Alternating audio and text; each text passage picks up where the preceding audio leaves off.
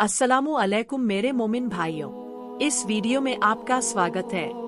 आज हम जानेंगे फिरौन के गुल्म और हजरत मूसा अलैहिस्सलाम की सच्चाई भरी कहानी को। चलिए शुरू करते हैं। दुनिया के इतिहास में जब भी गुल्म अपनी हद से आगे बढ़ जाता है, तब अल्लाह ताला अपनी रहमत और कुदरत से किसी नबी को भेजकर इंसाफ का निजाम कायम करता है।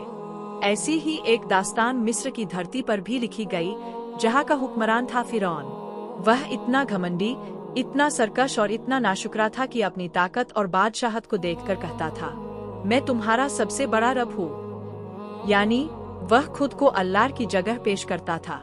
यह कुफर और गुमराही की सबसे भयानक शक्ल थी। मगर दुनिया के किसी भी ताकतवर में इतनी ताकत नहीं कि वह अल्लाह की मर्जी को बदल दे। अल्लाह ने अपना अमर जारी किया और अपने चहेते नबी हजरत मूसा को उसकी तरफ भेजा। हजरत मूसा को वही का मिलना। मूसा बचपन से ही अल्लाह की हिफाजत के साये में पले। जब वह बड़े हुए तो अल्लाह ने उन्हें चुन लिया और फरमाया, ए मूसा, फिरौन के पास जाओ, वह हद से आगे निकल गया है। मूसा ने अर्ज किया, ए मेरे रब, मेरा सीना तंग हो जाता है, मेरी उबान में गिरह है, मेरे भाई हारून को भी मेरे साथ भेज दे। अल्लाह ने उनकी दुआ कबूल की। हारून भी नबी बनाए गए। दोनों भाई अल्लाह के पैगाम के साथ मिस्र के शानदार महलों की तरफ बढ़े। फिरौन के दरबार में दावत ताहीद। फिरौन का दरबार सोने चांदी से सजा था। सैकड़ों सिपाही, वजीर और दरबारी उसकी शान को बयाते थे। उसी दरबार में मूसा और हारून ने नरमी और हिकमत के साथ कहा, अल्लाह एक है, इस गुल्म को छोड़ दो, लोगों को आजाद कर दो, अल्लाह की इबादत करो। फिरौन ताने मारकर बोला, मूसा, तुझे मैंने अपने महल में पाला था और आज तू मुझे अल्लाह का पैगाम सुनाने आया है। घमंड इंसान की आंखों पर ऐसा पर्दा डाल देता है कि वह हक को पहचान ही नहीं पाता। अल्लाह का पहला मोजिज़ा असा का अजदहा बन जाना। मूसा ने अल्लाह के हुक्म से अपना असा डंडा जमीन पर फेंका। असा अचानक एक जीवंत विशाल अजदहा बन गया। दरबार कांपू हाय, लोग डरकर पीछे हट गए। लेकिन फिरौन बोला, ये जादू है, मैं अपने जादूगर बुलाता हूँ। जादूगरों का मुकाबला, हक की जीत। अगले दिन मिस्र का मैदान हजारों लोगों से भर गया। जादूगरों ने अपनी रस्सियां फेंकी, लोगों को सांप नजर आने लगे। यह सिर्फ नजर का धोखा था। फिर मूसा ने अपना असा फेंका। अल्लाह का मोजिज़ा सच्चा था। अजदहा ने सारे जादू को निगल लिया। जादूगर दंग रह गए। उनके दिलों में सच की रोशनी उतर गई। वे सजदे में गिर पड़े। हम मूसा और हारून के रब पर ईमान लाए। यह सुनकर फिरौन तिलमिला उठा। उसकी बादशाहत हिल गई।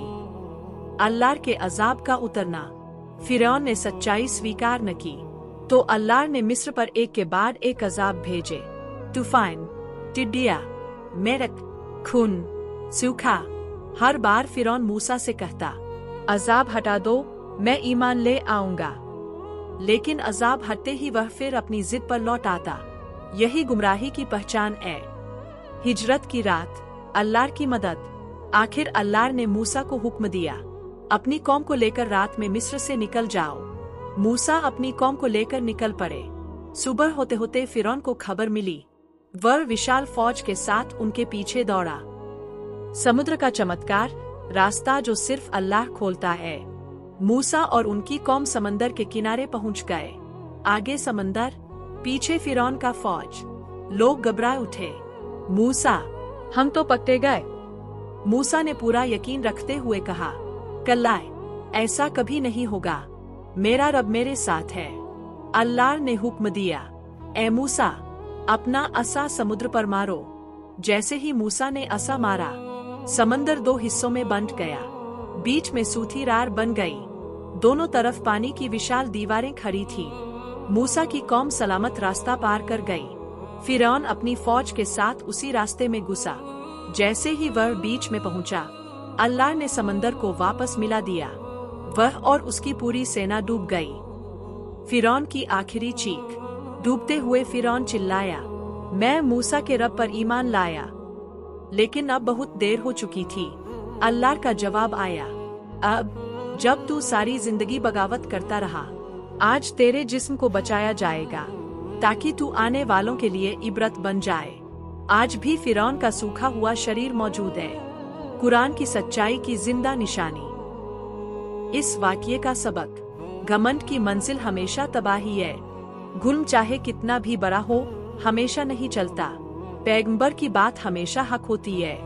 अल्लाह अपने मोमिन बंदों को कभी अकेला नहीं छोड़ता। जब उम्मीद खत्म लगती है, वही अल्लाह का रास्ता खुलता है। मेरे सभी मोमिन भाइयों, नमाज को हमेशा पाबंदी से पढ़ें, अपने ईमान को मजबूत रखें, और इस वीडियो से आपको रासी भी सीख मिली हो तो लाजमी एक लाइक और सब्सक्राइब जरूर करें।